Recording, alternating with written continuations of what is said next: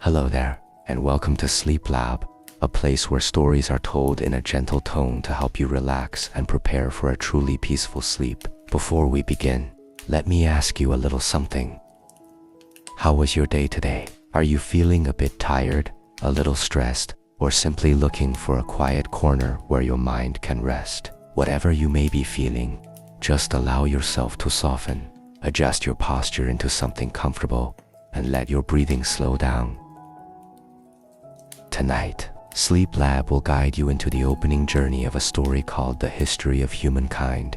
We will begin with Chapter 1, The African Hunters 300,000–12,000 years ago, where the earliest humans lived across vast grasslands, followed the tracks of wild animals, sparked the first flames, and learned to rely on one another to survive. This was the moment when primitive footsteps laid the foundation for the communities, cultures, and intelligence that humanity would one day build. So, if you'd like, simply close your eyes, listen to every word, and allow the story to gently bring you back to the dawn of humankind. Sleep Lab will stay with you, softly, slowly. Before the world knew kingdoms or written names, the first humans walked the savannas of Africa beneath a sky unscarred by smoke and cities. They were wanderers following the rhythm of migrating herds, the ripening of berries, the retreating rains. Fire was their companion, warmth and warning, glowing at night while predators circled beyond the flicker. In these small bands there were no rulers, no rich or poor, only the shared breath of survival. Children learned by watching elders read footprints on dust, listening to wind over grass, and recognizing the call of distant birds. Stories were spoken, not written, carried in memory around the flames, shaping identity and fear and courage. The days were long and uncertain. Hunger could stalk for weeks, and the shadow of a lion meant death for the slow. Yet there was wonder too. The first humans lifted their eyes to constellations, naming them without symbols, feeling patterns that would guide them across plains and forests. Rivers became teachers, revealing fish tracks and clay that held impressions of ancient beasts. Every discovery was fragile, fleeting, yet it stitched the beginnings of knowledge into the fabric of their wandering lives. Though tools were simple, chipped stone and sharpened bone, they changed everything. With each strike of flint, sparks leaped like tiny stars, promising control over nature. Cooperation grew around the hunt, the gathering, the guarding of infants. Bonds formed not through law, but through need and affection. In this fragile harmony, humans spread step by step out of Africa, crossing valleys and deserts, never knowing they would one day blanket the planet. Their journey had no map, only instinct, curiosity, and the quiet belief that the horizon always held something more. Their hearts beat with the ancient rhythm of earth, sky, fire, water, and shared breath. They gradually moved away from the first grasslands and stepped into dense forests, where the light was blocked by thick canopies and the sound of insects echoed like ancient drum rhythms. There, humans learned to track not on soft ground but on scratched tree trunks and broken branches. Packs of predators like leopards and hyenas lurked in the darkness, forcing humans to develop sharp vigilance and silent coordination. They learned to use smoke to drive away swarms of bees and take honey, a rare sweetness, to make up for long days of hunger and cold. Through each generation, voices became clearer, transforming from warning cries into long stories with beginnings, listeners, memories, and beliefs. Groups of people met by chance along migration routes, exchanging experiences, crude tools, and sometimes even mates to avoid bloodlines growing too close. Their world was vast but without maps. Every mountain was a marker, every river a temporary shelter, and every crack in stone could become a refuge from wind and rain. As the ice retreated, humans moved northward following herds, crossing valleys where the cold wind cut like blades. They adapted with thick animal hides for clothing, fire pits buried deep inside caves to block the wind, and longer spears to withstand large beasts. Their minds began to remember the seasons, the migration paths of animals, and the places where clean water could be found. That memory became shared wisdom, helping the group survive long winters and carry them farther from the place they were born. In distant plains, they encountered giant beasts like mammoths and woolly rhinoceroses, forcing them to invent sturdier spearheads and more sophisticated collective hunting strategies. Every success meant a full meal and a story to be told to the next generation beside the flickering fire. In dark caves, they began to paint on the walls the silhouettes of wild creatures and human hands, as if wanting to record their own existence before storms erased their footprints from the earth. Those images were not only art, but also prayers for the hunts to come, a way to bind humans to their tribe and to the unseen spirits within their minds. Long winters brought blizzards, driving many groups to move on in search of warmer places where wild fruits grew and small animals were easier to catch. Step by step, they spread into the forests of Europe, the steppes of Central Asia, and then across narrow land bridges to set foot in continents with names unknown. Each generation carried a piece of ancestral memory and added new understanding of the sky, the flowing waters, and the struggle to survive. There were no borders, no maps, no concept of homeland, only an endless journey unfolding ahead, where every new horizon became the starting point for another chapter of humanity's voyage. When the last groups of humans crossed the land bridge between the two continents, they stepped into a new world where herds of animals surged across vast grasslands and forests stretched all the way to the horizon. Here, they learned to craft traps, dig pits, and use long spears to encircle and capture great beasts, for individual strength was no longer enough against the colossal creatures that ruled the frozen lands. Yet not every hunt succeeded. There were winters so long that the cold wind pierced through animal hides, and death came quietly to the weak and the elderly. The surviving groups began to understand that sharing food and protecting one another offered far greater chances of living than competing and breaking apart. They formed deep bonds through simple rituals such as dancing before a hunt, or placing a hand on a companion's heart to honor those who had perished in the white snow. As the frost retreated, the plains grew fertile, trees thickened, and smaller animals appeared in greater numbers, and humans had to adapt again to hunting creatures that were swift and unpredictable. Stone tools were sharpened, spear shafts were bound more securely, and language grew richer to describe in detail the place, the timing, and the tactics. The people became increasingly connected, creating a shared network of memory about where water could be found, which seasons bore fruit, and which places were safe from predators. These memories were never written, but woven into stories passed by mouth, into songs, and into drumbeats made from dried animal hide. It was this collective memory that became an invisible map, guiding them across mountains, glaciers, and vast steppes, allowing them to continue their eternal journey forward. Gradually, they traveled even farther, reaching lands where the sun rose late and the night stretched on as though it would never end. There, snow covered the earth so thickly that footprints vanished after a single gust of wind, and the sky blazed with swirling bands of blue and violet light, twisting like arctic serpents of fire. At first, they were frightened, believing these lights to be the spirits of fallen beasts returning to punish the hunters. But then the children looked up and laughed, and the adults pressed their hands into the snow, realizing that the world was far greater than their fear. Warm caves nestled in cliff sides became temporary shelters, and within them they left their first marks upon the world charcoal drawings of herds, handprints on stone, and silent stories of a belief that they belonged to this place. Over time, the groups divided, each moving in a different direction, like branching rivers flowing into lands where no human footprints had ever been. Some followed the coastline, learning to gather shells and hunt fish with pointed spears. Others ventured into shadowed forests where strange bird calls echoed like voices from another world, and they learned to craft traps from vines and flexible branches. Some moved into windswept grasslands where the air never stilled, and they ran tirelessly after herds for days at a time. Every place they passed through changed them, and they changed those places in return, leaving behind the ash of campfires and songs that drifted into the night. They did not know what they were seeking, nor did they need to. Something instinctive pushed them forward, a faint feeling that somewhere ahead life might be easier. But no matter how long the journey lasted, no matter how thick their animal hide clothing grew, or how sharp their tools became, their greatest enemy always waited in the shadows: hunger. There were nights when the wind howled through cracks in the rock, children cried from empty stomachs, and adults exchanged silent looks filled with despair. Sometimes they abandoned the land simply because the herds migrated earlier than expected, or the snow grew too deep to dig for roots. It was in these moments of near hopelessness that a new habit emerged. They shared their last scraps of food with the weakest among them, for they understood that tomorrow it might be they who needed help.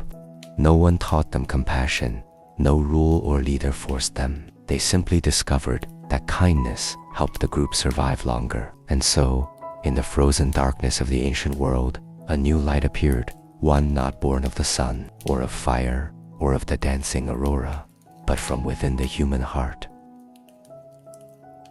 That light followed them as they continued moving south, where ice melted into streams, and streams joined into rivers. At the water's edge, they discovered something strange. Their footprints pressed into the soft mud and did not disappear right away. Children laughed and chased one another across the riverbank while the adults watched the current carry tiny fish that shimmered like fragments of mirror. They learned to weave branches into simple nets, and for the first time, they found food without needing to chase it or risk their lives against fangs and claws. The elders smiled as though granted another season of life, and children grew up without watching their loved ones fade away from hunger and cold. Meals became fuller, fires burned longer, and the stories beside the glowing embers stretched deeper into the night. People spoke of the stars moving across the sky and believed that the souls of the dead followed those same stars, guiding the living forward on their journey. Some nights they sat beside the river, watching the moonlight shimmer on the water,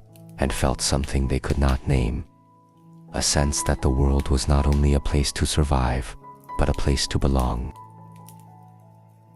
Then one day, they stopped in a valley where the soil was soft and fertile, and small animals passed through often. It was not exhaustion that held them there, but a strange feeling settling into their minds. As if their feet no longer wished to wander, they planted their spears in the earth, not to claim territory, but to remember this place. And for the first time, they stayed through all 4 seasons. They built sturdier shelters, taught each other to find seeds, and discovered that from a single tiny grain, an entire field could rise. They did not know this was the greatest turning point in human history. They only saw that seeds were more predictable than herds, and they no longer needed to chase them. But in return, they had to tend the soil, guard their fields, and argue over who possessed more food. The old fear of beasts slowly faded, replaced by a new and quieter fear, the fear of losing what they had sown with sweat and time. The bonds once formed through sharing began to tremble under the weight of storing and counting, though they did not yet recognize it. In the first nights of settled life, the drums of animal hides still echoed, but now they sounded not only to call hunters together, but to mark boundaries between groups.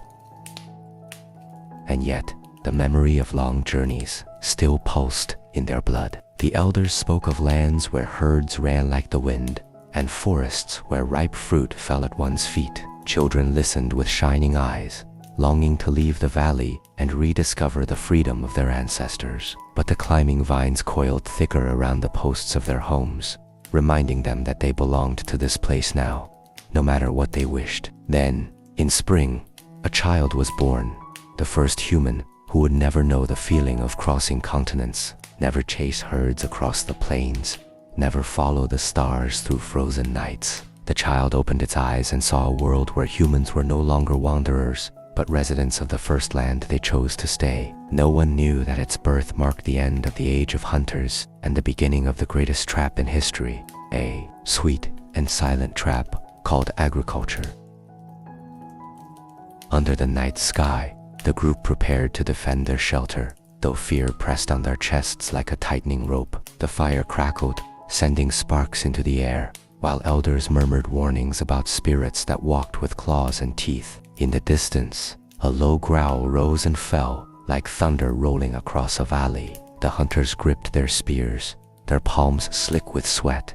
Each moment stretched long and silent until the growl faded, replaced by the rustle of wind across the grass. Only then did breath return to the group, but sleep never truly came. 4 watchful eyes remained open through the darkness, marking the passing of stars.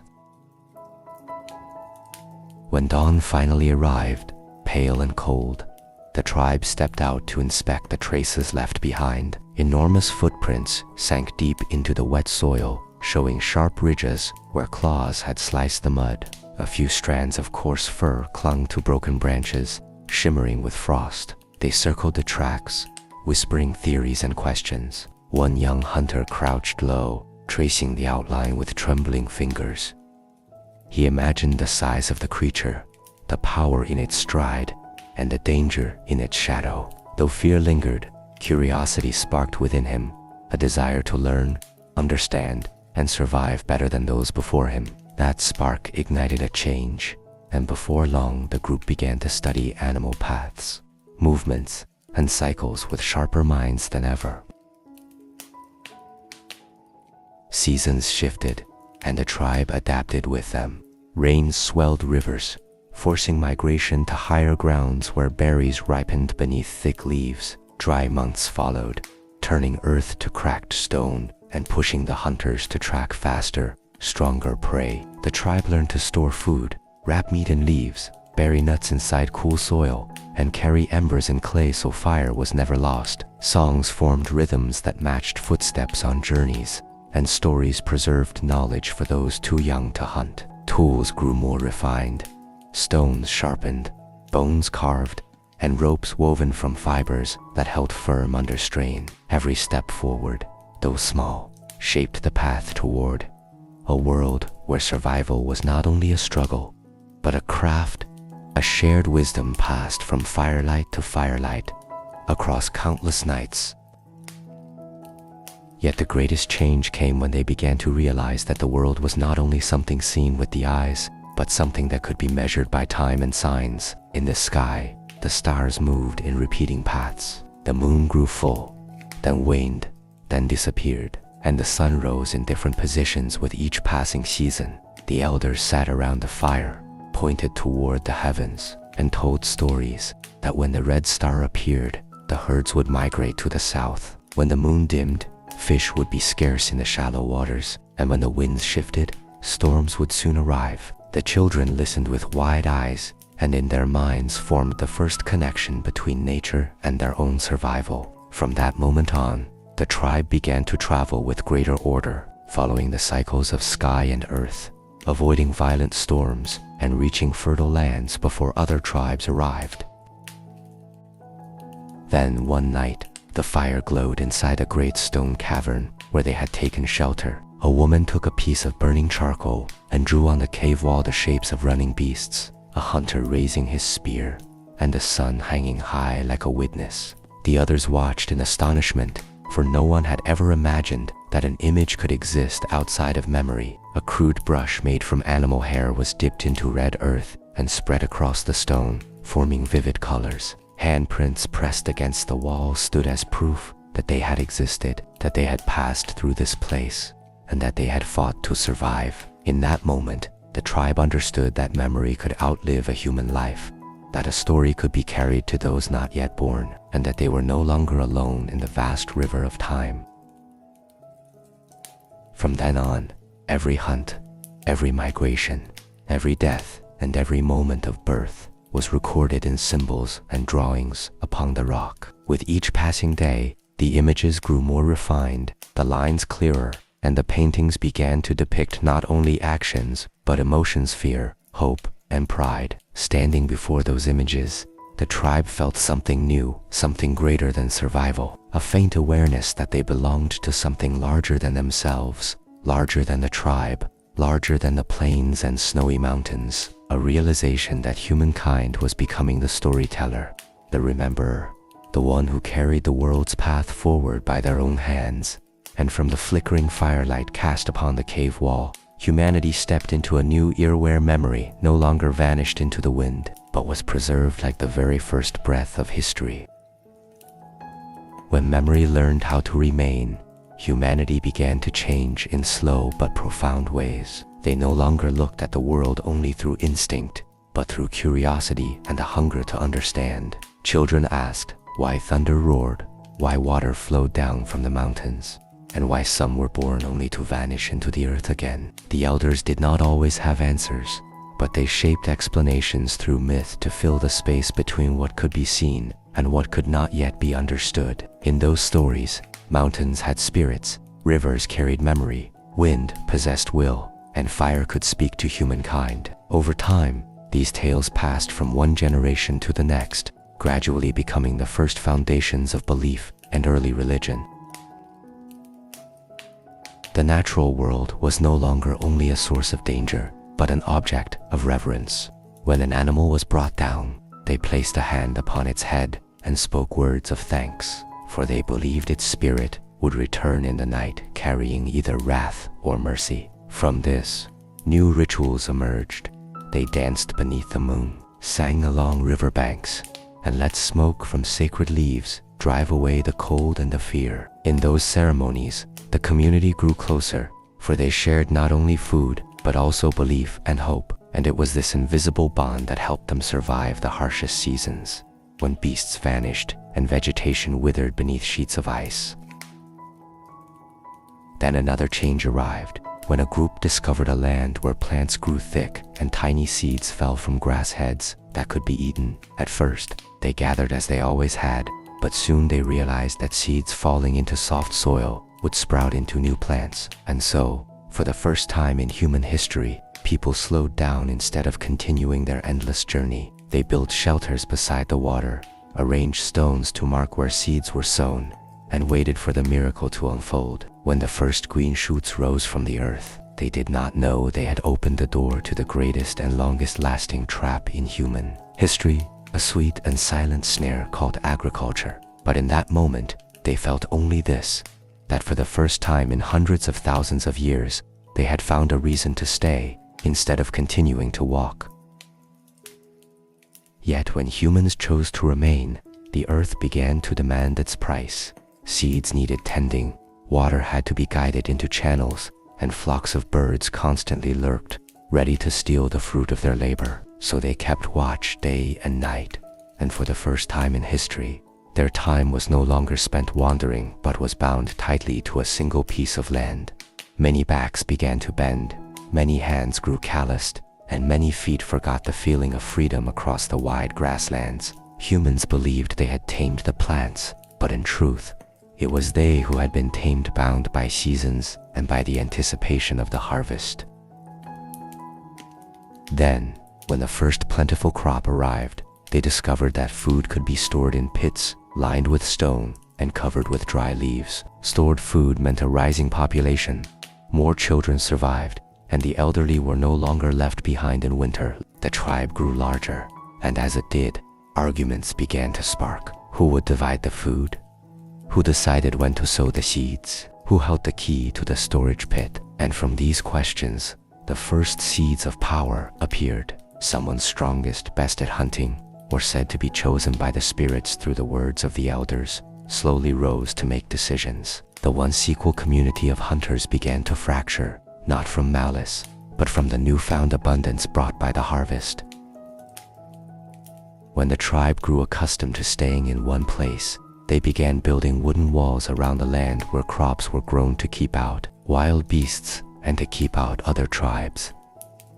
Wandering became frightening, the outsider became a threat, and the insider became us. From then on, humans learned to fight not against beasts, but against their own kind. Stone spears shifted from tools for hunting to tools for guarding grain. Wounds no longer came from claws and fangs, but from spear tips piercing flesh. The early clashes were small, then grew larger, because those with more food became stronger, and the stronger took more land. And so a new law was born, the law of agriculture, the law of possessions, the law of those who have and those who have not.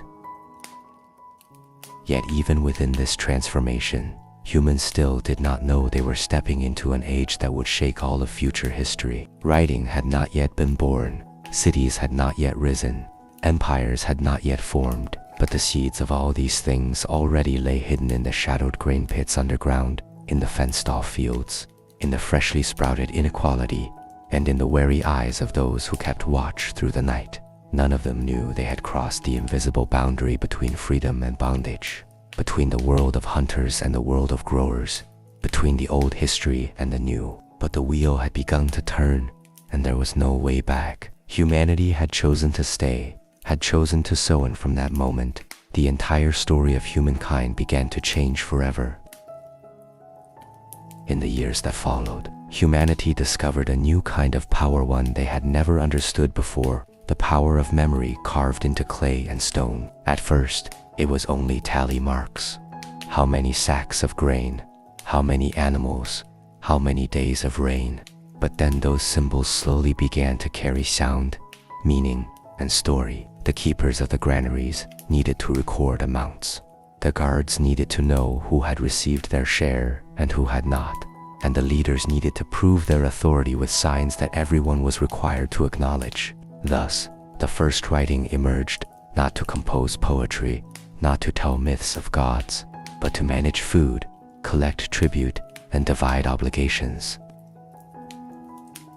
Mud houses built closely together gradually turned into villages, and then into large settlements where many families lived side by side and shared the same water source. Dirt paths formed between low roofs, and cooking smoke rose every morning and evening. Where there was water, people gathered, and where people gathered, deities appeared. Humans began to believe that invisible forces brought abundant harvests, kept the rains timely, and protected them from blight and pests. In gratitude, they built simple stone altars, then small shrines, and eventually larger structures where elders and leaders spoke on behalf of the gods. And so power transformed for the second time, from physical strength to the strength of belief.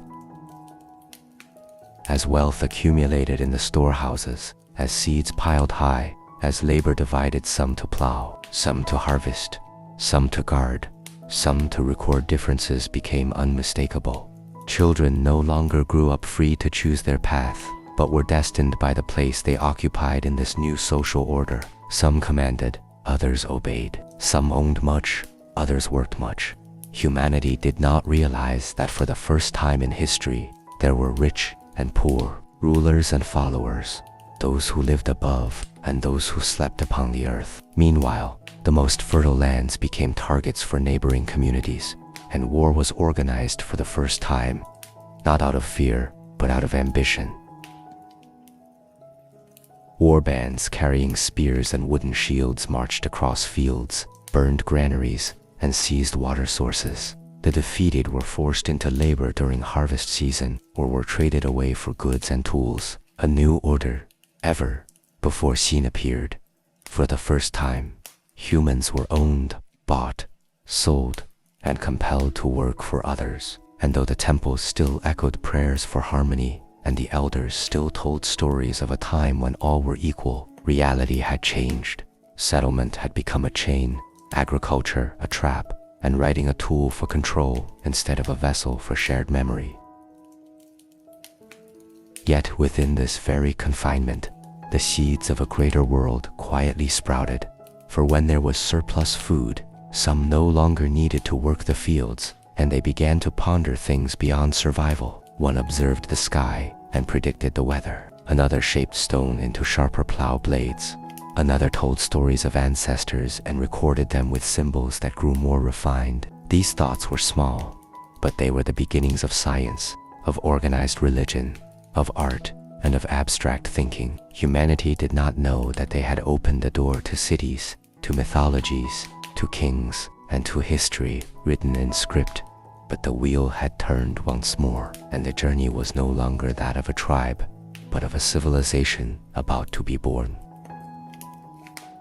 And then, when the settlements that lay close to one another began exchanging seeds, pottery, tools, and salt, humans discovered an invention even more powerful than spears and blades trade. At first, they exchanged goods for goods, but soon rare stones, shimmering shells, and soft metal ingots became the intermediaries accepted by all. Value once again no longer depended on labor or the amount of stored grain, but on small objects that could be held in the hand. That was how a third class emerged, after the farmers and the warriors, the merchants, the wanderers traveling between communities carrying news, rumors, and ideas that had never existed before. As trade spread, dirt paths became worn trails and then turned into trade routes, like veins running between valleys and riverbanks. Along these routes, language no longer remained still. It blended, borrowed, and transformed, turning the ancient tribal chants into stories full of new colors and rhythms. And the gods, once spirits of trees and stones, became figures with names, symbols, and tales told across generations. People no longer prayed only for rain to fall in the right season, but asked for victory, abundant harvests, centuries of prosperity, and enduring rule. The gods now lived not just in forests or mountains, but in great temples built of brick and stone, with rituals growing ever more elaborate.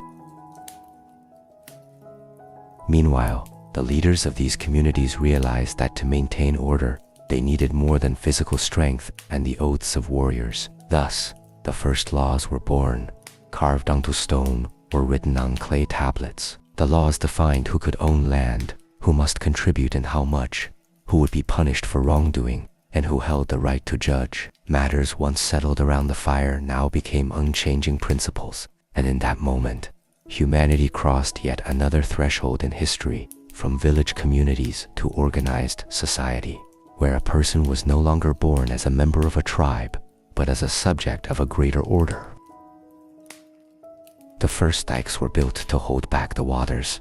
The first water-powered wheels were crafted to pound grain, and communal constructions arose, requiring hundreds or thousands to work together. These structures were taller than any hut the ancients had ever seen, and from above, the ruler looked down and saw the people like ants, needing to be managed, mobilized, and sometimes subdued. A person's fate was no longer tied to hunting seasons or herds of animals, but to summons, taxes, obligations, and campaigns to expand territory. Humanity slowly forgot that it once roamed freely across mountains and grasslands, and the old world of equality faded like a dream no one remembered clearly.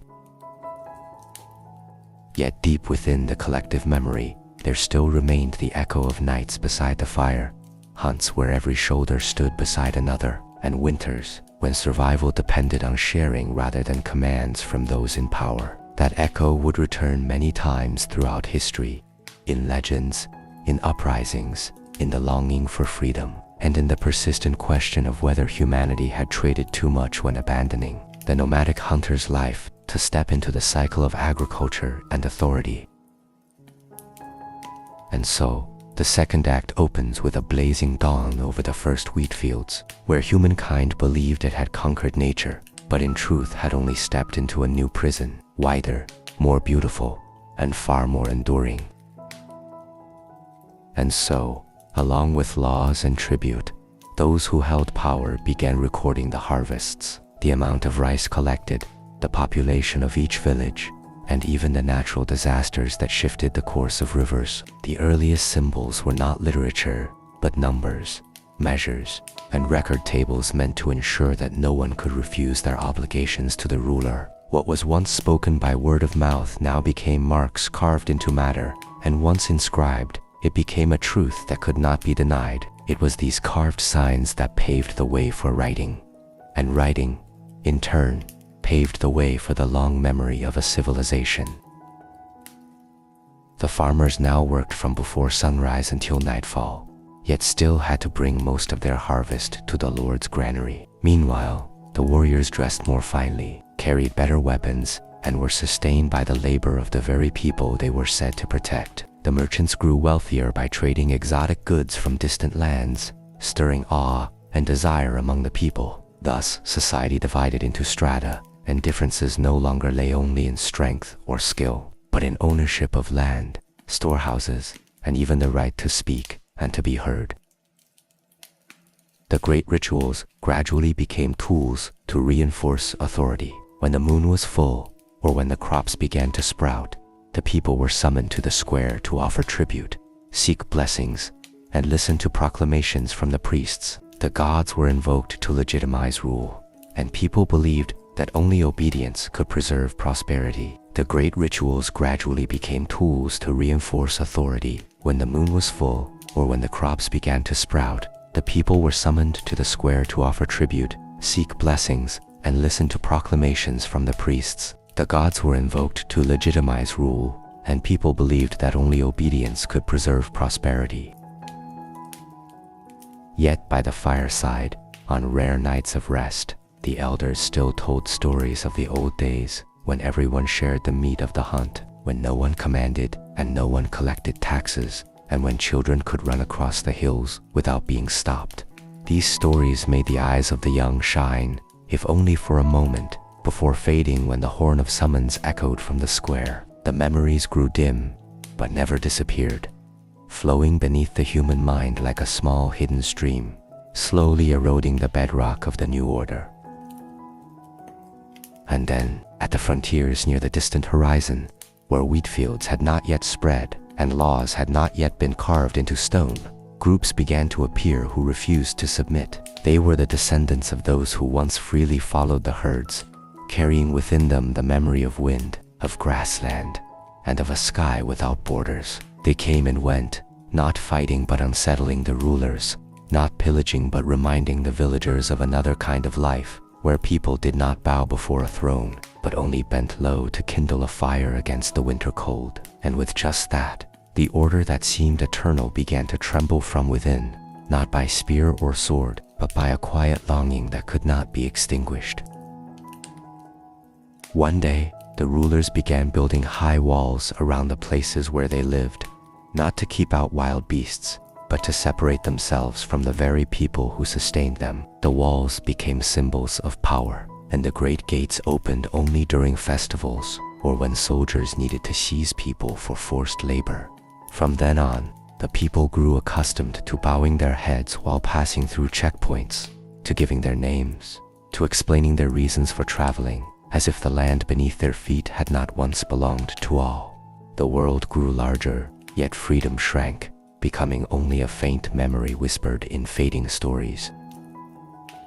In the central granaries, grain piled high like mountains, while many families on the outskirts of the settlement had only enough to survive the long rainy season. Surplus was no longer a blessing, but a tool of control.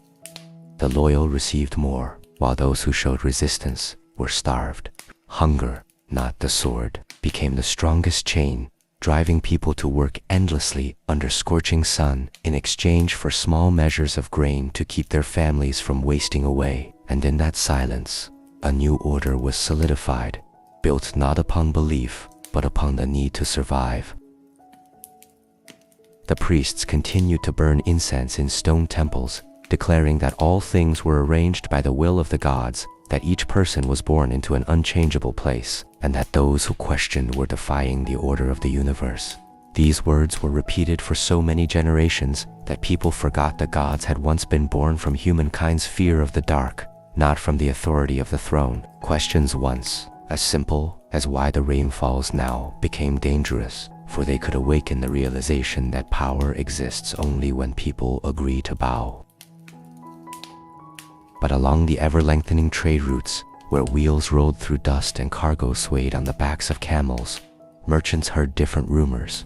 They heard of places without kings, where people gathered to divide water and farmland among themselves. They heard of nomadic groups who still sang by firelight and traded animal hides for grain without kneeling before anyone. And they carried these stories home like invisible seeds, sown into the minds of potters, blacksmiths, and farmers weary of the yoke of obligation.